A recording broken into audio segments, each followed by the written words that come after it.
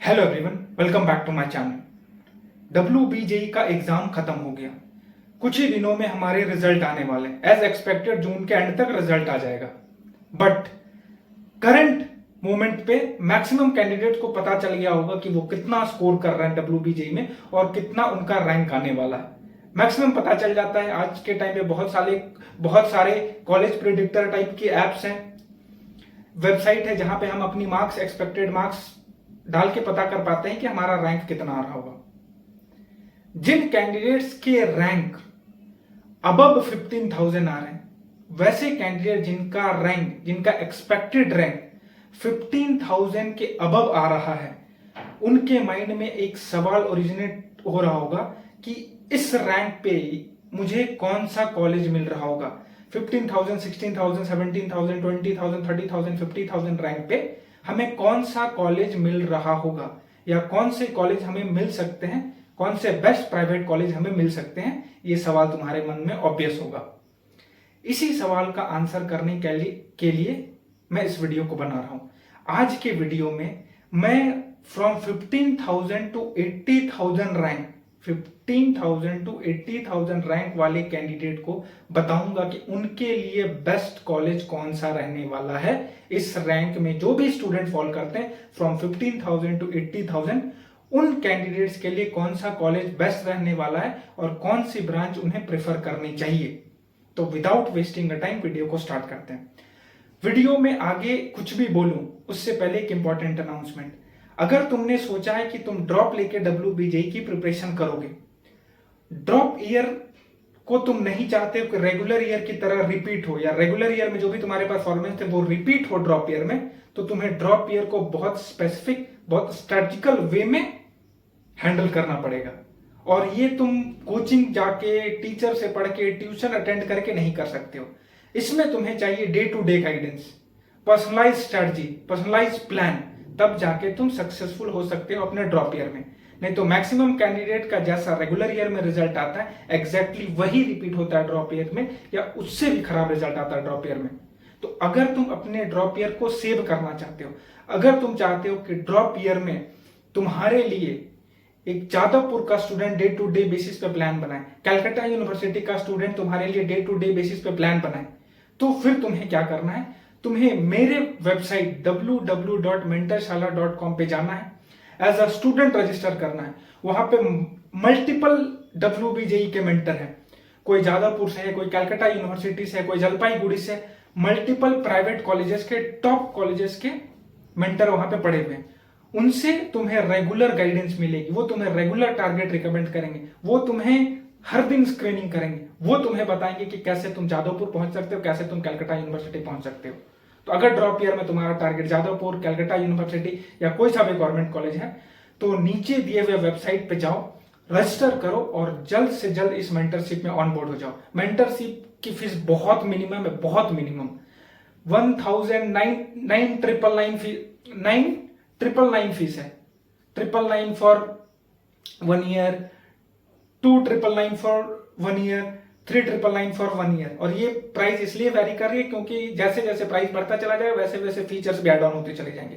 तो एक बार website visit करो, एज अ स्टूडेंट रजिस्टर करो और एक मेंटरशिप सेशन बुक कराओ। एक पहला मेंटरशिप सेशन हर एक कैंडिडेट के लिए फ्री है, तो बुक करो और अपनी ड्रॉप ईयर की जर्नी को सक्सेसफुल बनाओ और ड्रॉप ईयर में एक अच्छे कॉलेज में डेफिनेटली लैंड करो।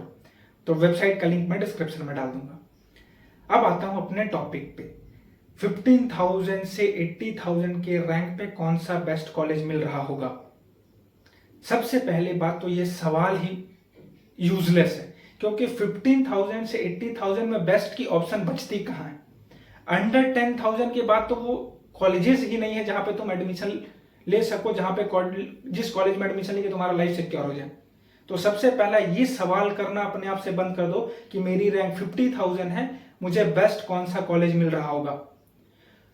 जितने भी कॉलेज हैं अंडर 10,000 वाले, उनको हम बेस्ट कैटेगरी में रखते हैं। उसके बाद तुम किसी भी कॉलेज में एडमिशन लो, वो तुम्हारे लिए बेस्ट बन जाएगा। अगर तुम वहां पे जाके स्किल एक्वायर करते हो, अच्छे से पढ़ाई करते हो, तो तुम उस कॉलेज से बेस्ट आउटपुट निकाल सकते हो। कॉलेज का प्लेसमेंट देख के अगर तुम सोचो कि ये कॉलेज का प्लेसमेंट अच्छा है, ये मेरे लिए बेस्ट कॉलेज है, तो ऐसा कोई कॉलेज एग्जिस्ट नहीं करता 15,000 से 80,000 रैंक वाले कैंडिडेट के लिए।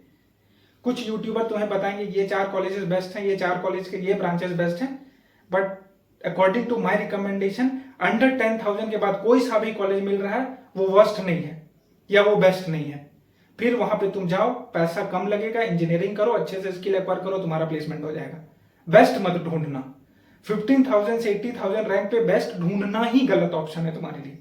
ढूंढ रहे हो अगर तुम 15,000 रैंक लाके या 50,000 रैंक लाके बेस्ट कॉलेज कौन सा मिल जाए, तो कहीं ना कहीं तुम कुछ गलत चीजों को सर्च कर रहे हो, क्योंकि बेस्ट का ऑप्शन 10,000 पे ही बंद हो जाता है। 10,000 तक तुम्हें बेस्ट कॉलेजेस मिलते हैं, उसके बाद जो मिल जाए उसी को तुम्हें बेस्ट कंसिडर करना है।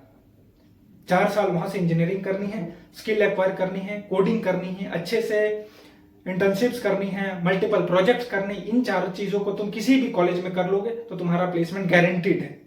हो सकता है बहुत हाई पैकेज ना लगे, मिनिमम पैकेज लगे, बट मिनिमम पैकेज से भी स्टार्ट करके एक डिसेंट अमाउंट के पैकेज तक जाया जा सकता है। तो ये सोचना कि मुझे 50,000 पे बेस्ट कॉलेज मिलेंगे, मुझे 50,000 पे बेस्ट ब्रांच मिलेगा, ये सवाल गलत है। और इस अप्रोच के साथ या यह सवाल के साथ अगर तुम कॉलेज सर्च करोगे तो कहीं ना कहीं तुम गलत कॉलेज पे लैंड कर जाओगे। अभी तुम्हें देखना है, अगर तुम्हारी रैंक 15,000 से 80,000 आ रही है तो अभी तुम्हें देखना है कि मेरे फाइनेंशियल कंडीशन के अकॉर्डिंग कौन सा कॉलेज बेस्ट है।